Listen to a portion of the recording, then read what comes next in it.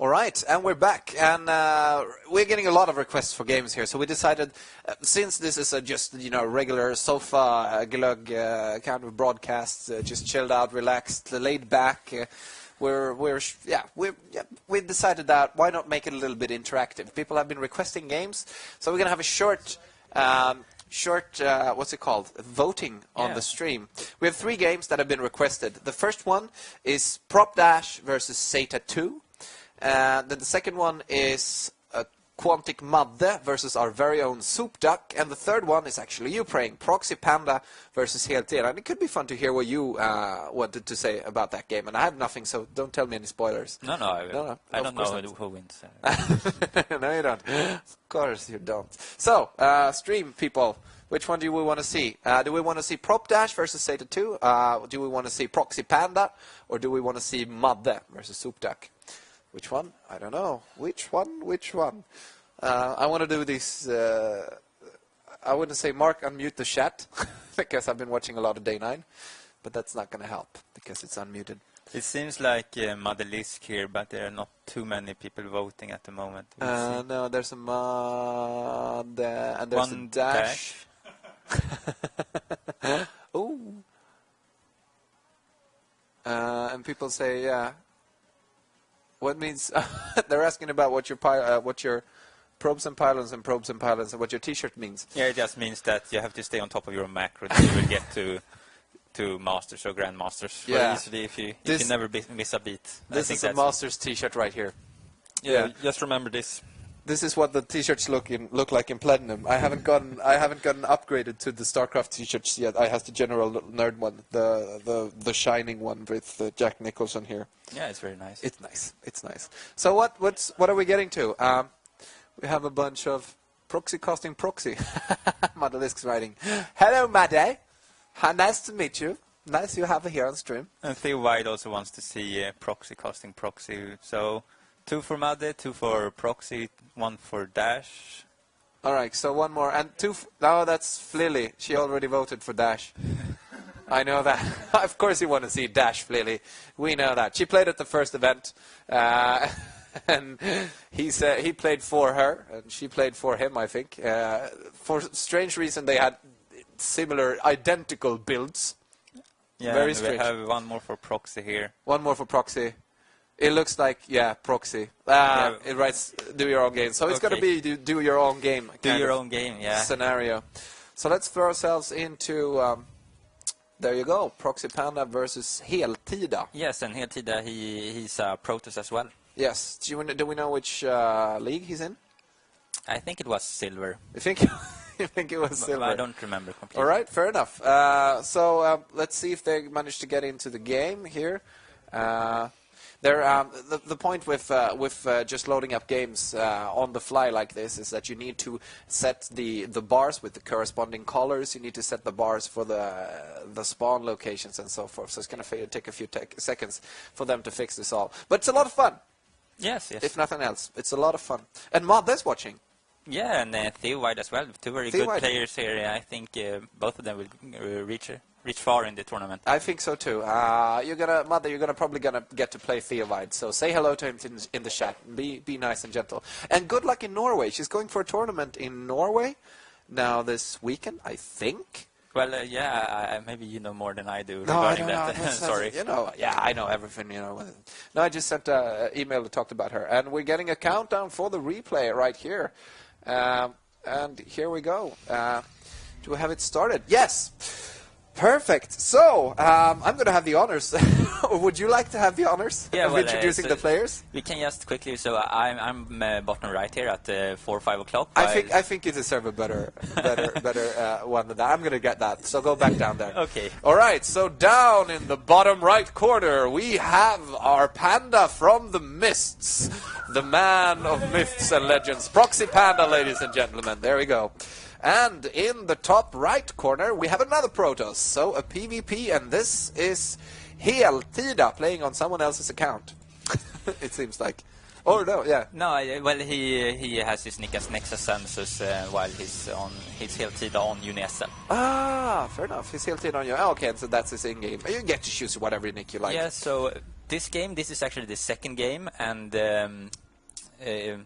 he shows this map, Taldarim, and which I feel it's very hard to defend anything. So I felt that he would be quite aggressive. So and I myself felt like, okay, then I have to do something that's also quite aggressive, or at least is strong. So normally you resort to 4-gate when you go on Taldarim. So unfortunately, was that a 10 gateway? Yeah, he did a 10 gateway. When I saw this, I mean, I was lucky and scouted him first, so I saw that he had a very early gate, but I still didn't, feel too anxious about that. I was just trying to hit my build very crisp, and as you see, I've been trying to harvest optimize a little bit, so I have 2 on the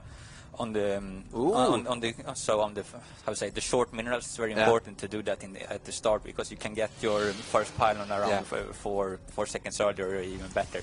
Yeah. So Nexus Census here is getting his cybernetics core down at 14 in supply, while a normal 4-gate is at 16 or even 17. You see there, mine goes down exactly at 16, and then. So yeah, you usually see that at right before a pylon popping down, and that's nice cloning, man. Nice probe cloning. You do that often? Yeah, it's I do that all the time at the start of the game, because you have nothing else to do anyways except doing the camera hotkeys, the screen save. So what I do is I center my my Nexus and have it on F1, so it's very easy. So then if I wanted to chrono boost all my Nexus at the same time, I can just press the hotkey for my Nexus, and I press F1, C, F2C, F3C, which I do with the thumb, so it's quite quick. Yeah, I can do that. And this is exactly the exact same way you would larva inject your queens as well as a surge. Yeah, and so Arulu, for example, she didn't do that. Instead, she had one queen on different hotkeys. So she did like 5-5 inject, 6-6 inject, 7-7 inject, which is I think a bit slower, but it's good in other. You can micro your queens easily, for example. Exactly. So it has other advantages. I think that's a good thing. I'm playing a random usually on ladder, so my way of doing that is I have all the queens actually in one hotkey on 3, and then just click the net. And here I found the pro. This is quite important. I knew that he would be aggressive, so but he manages to save it. And he saves that pro, but he doesn't get a proxy pylon down, which is very key when you go down for a 10 gateway. You really need to hit that timing before the economy kicks for the other player. Yes, and you want it as close as possible, because a 10 gate versus a 12 gate, the difference is just the travel time. And there actually I killed it, so he doesn't have the pylon. And now I want to go for my 4 gate, but I made a slight mistake. I didn't have a probe out on the map, so I will start to float a lot here, even though you see my warp gate technology is almost done, and I will be able to transform my gateways into warp gate. And I almost thought like maybe it's better if I warp in at home, but I waited for the pylon to finish. So now there's some micro going on here, and I'll do some damage on the Zealot, but you really want to go for the Stalker, so here I changed the focus on the Stalker, and I try to hit it as much as possible. But yeah, we're micro around here. Oh, and he manages to save both those units. Trying to micro down that Zealot, and it looks as if he's going to... No, it doesn't get that. But you have your first round of warpins here, and this looks a little bad for heltida, actually. Yes, I think because just now he transformed his warp gates, even though he got his cybernetics core much earlier, and he sacrificed his economy for doing this. And as soon as you have to pull probes in PvP matchup, I would say that you're like 99% dead. So you're 99. It's already over. I have twice amount of probes. And we have GG here. And there we have a GG. So, there we go. Full walkthrough of how to smash a silver player. Well, it's important, at least on Taldarim, to maybe not play your standard 1-gate robo or 3-gate or something, because since there's no ramp, it's very susceptible for 4-gate, and I suggest anyone who plays that map PvP plays 4-gate himself. Exactly. That Taldarim altar is horrible, and you know that every time someone picks it, they want to go for an offensive 4-gate of some sort, because of exactly what you talked about. No real ramps to pick to actually be able to hold an early aggression without actually matching it with units. Yes, definitely. I mean, force fields it's not viable to do 2 force fields. No. Not for the choke there at all. So, if you ever PvP on Taldarim, well, Taldarim is pretty much getting phased out. We talked a little about this with Ominous. It doesn't get played that much anymore. No, and I don't think anyone. Does anyone like Tal'Darim Malter? I want to know that. Does anyone? Oh yeah, Space Duck here likes Tal'Darim Malter. He plays Protoss, so he likes 4-gate, I guess. He doesn't like 4-gate. Maybe in other matchups is a bit nicer, perhaps. Yeah. I don't know. How would? No. That's when do you get Phoenix out? On the Protoss build. That's still too late. Oh, I never play Stargate builds. So you don't do that? No, I saw the IEM game here between just the other day between MC and who was it? Grubby.